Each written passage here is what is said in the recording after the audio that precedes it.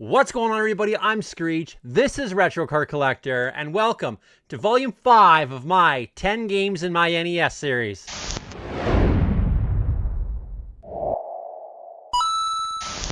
"41.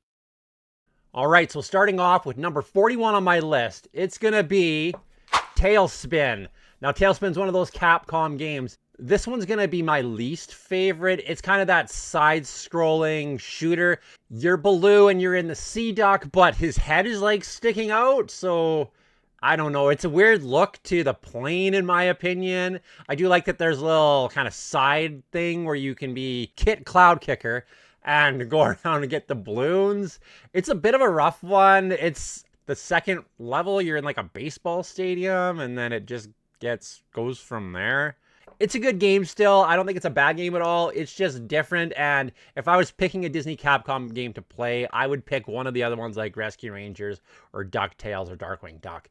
I remember playing it as a kid and thinking this wasn't that great, and moving on to the next one I'd rented that weekend, right? Number 41 on my list is going to be Tailspin.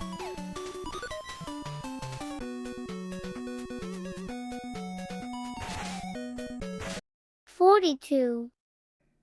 Number 42 on my list is going to be Baseball Simulator 1.000. Now, I never played this one as a kid. I got this one in a bundle of games that I picked up. It's good. It's interesting. It's baseball. You can pick like a bunch of different teams. There's like ultra teams. And I haven't played a lot of it, so I don't have a lot of information on it. But if it's a game you remember from your childhood, leave it in the comments. Let me know what you think of it. So number 42 on my list is going to be Baseball Simulator 1.000.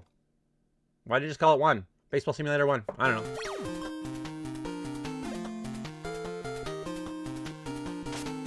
"43. Now, number 43 on my list is one I do have a lot of fond childhood memories of. I remember renting this one and thinking it was awesome. I feel like this game is the source of a lot of creativity for me in my childhood, with that fantasy realm of things, with, you know, Dungeons and Dragons and stuff like that. I actually when I was a kid, I made Dungeons and Dragons monsters that were kind of based off of some of the sprites in this game, that how I envisioned those little pixelated sprites in this game. It's going to be Legacy of a Wizard. Now, this is one of the Dragon Slayer games. This is Dragon Slayer 4 in Japan. It's a good one. I really enjoy this game. I've played this one all the way through as an adult. I remember playing as a kid and it being quite difficult. So when I grabbed it as an adult, I sat down and spent like a week and a half playing it every night after work. And I remember finishing it, and just that sense of accomplishment on this one in particular that I've only ever experienced again when I completed Adventures of Link, Zelda 2, because that was another one from my childhood that was super hard for me as a kid. Now, we rented this one as a kid, and then come Christmas time, I get a present from my grandma. And grandma knew nothing about video games whatsoever. So I opened this package at Christmas, and it's Legacy of a Wizard. And I was like, oh, how did Grandma know that we wanted this so bad? Oh my goodness. Well, my mom had bought it for us. When I opened the present, it came in like the rental case. So it must have been in the bin at the video store, and Mom grabbed it and then just wrote Grandma's name on it. But in my head, to this day, this is one of those things where it's like, but did Grandma actually get it for me? I know she didn't, but in my soul, I hope Grandma did pick it up for me. Legacy of the Wizard is going to be number 43 on my list.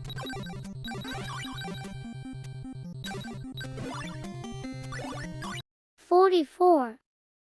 Now, as an adult, I had, again, like I said, a lot of fond memories of Legacy of the Wizard, which is number 43 on my list.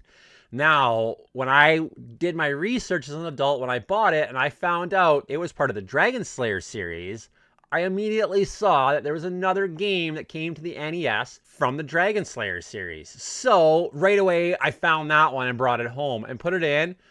And it wasn't quite the same. I didn't really assume it would be, but it's going to be number 44 on my list, Faxanadu. Now, this one is a side story spin-off type game of Xanadu, which is again another game in that Dragon Slayer series. I wasn't a huge fan of it, but I have played it recently, and now that I kind of understand a little bit more, I'm excited to get into it and play through it. And that's number 44 on my list, Fax Xanadu.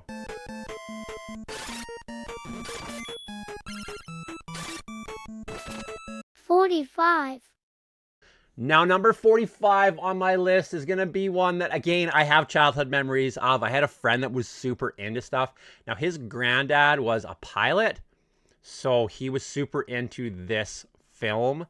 So when this game came out, he was stoked. 45 on my list is going to be Top Gun. I remember playing Top Gun with a friend at my house. He was super into airplanes, helicopters, all that stuff as a kid, and he thought this game was super cool because it was like Flight Simulator-y, and he really enjoyed it. I don't think we've ever landed on the aircraft carrier. I know how to do it now, but as a kid, there was no way we were doing that. So that's gonna put Top Gun as number 45 on my list.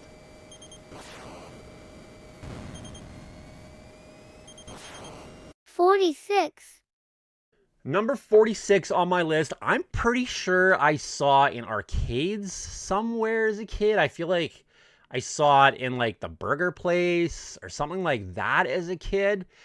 It's got a cool arcade, and the NES version of it, they changed the story a lot. It's not my favorite side-scrolling game, and I could barely pronounce the name until I learned how to pronounce it. It's going to be a Stein Ax. It's pronounced a Stein Ax, allegedly. That's what I'm told. So a Stein Ax is a side-scroller. I don't have any memories other than I think I remember seeing it as a kid in the arcade. Number 46 on the list is going to be a Stein Ax.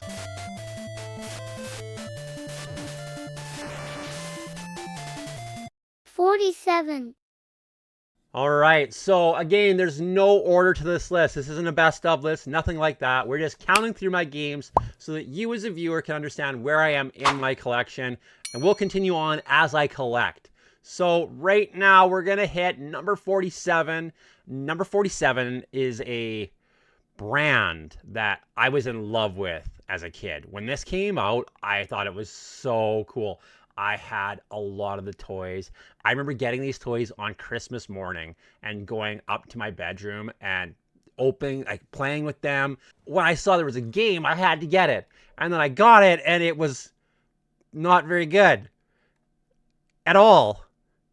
I'm sad about that to this day. So number 47 on my list is gonna be the Incredible Crash Dummies. Oh, I love the toys so much. Oh, I don't like the game.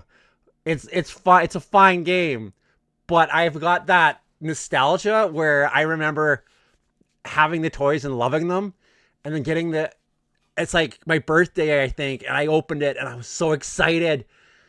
And I got upstairs and I put it in the system and I played it and I was like, what the heck is this? Ugh.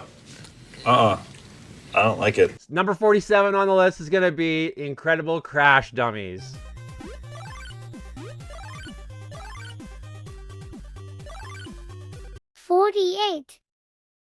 Now, number 48 is one that I truly wish I would have had as a kid, but it wasn't one that I had as a kid.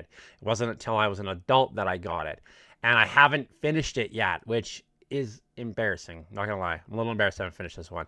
I need to get back into it. Number 48 on my list, Star Tropics. Now, this game is super cool. If you have fond memories of Star Tropics, tell me in the comments. I want to know about it because I wish I had those memories as a kid. I've got all these other cool memories of all these other games, and this is one that I wish I would have had so I could have developed those memories of and had real nostalgia for. Number 48 on my list is going to be Star Tropics.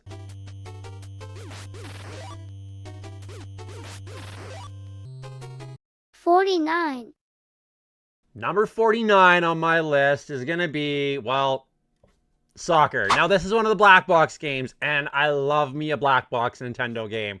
These ones are original Nintendo. They're classic. This is when Nintendo had firm control of all the games they were releasing, and we got these cool black box games. Soccer is a fun one.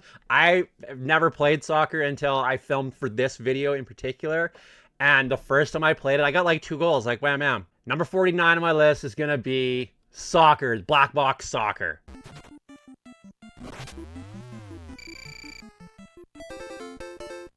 $50.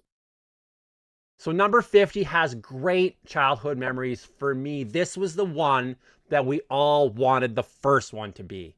And it's going to be Teenage Mutant Ninja Turtles 2, the arcade. Oh, I remember getting this one after playing Turtles 1 and thinking, this is it. Why isn't the first one like this? This is such a good game. I've got such good memories of this. I have a buddy that has this as the arcade, stand-up arcade in his living room. We got it from the same place that I got Sunset Riders from, and I will tell that story eventually. But, Turtles 2, so good. 4 players, Turtles 2 on the arcade, so awesome. The NES version, not quite as awesome, but still so good. Especially as a kid, when that was all we wanted, when Turtles was life for that time there, right? Like, that was everything to me, was Turtles. Turtles, Turtles, rah, rah, rah. So I was excited when I got this one and added it to my collection as an adult. I didn't own this as a kid, but I rented it until I wore the cartridge out, I swear. So, number 50 on my list is Teenage Mutant Ninja Turtles 2, the arcade.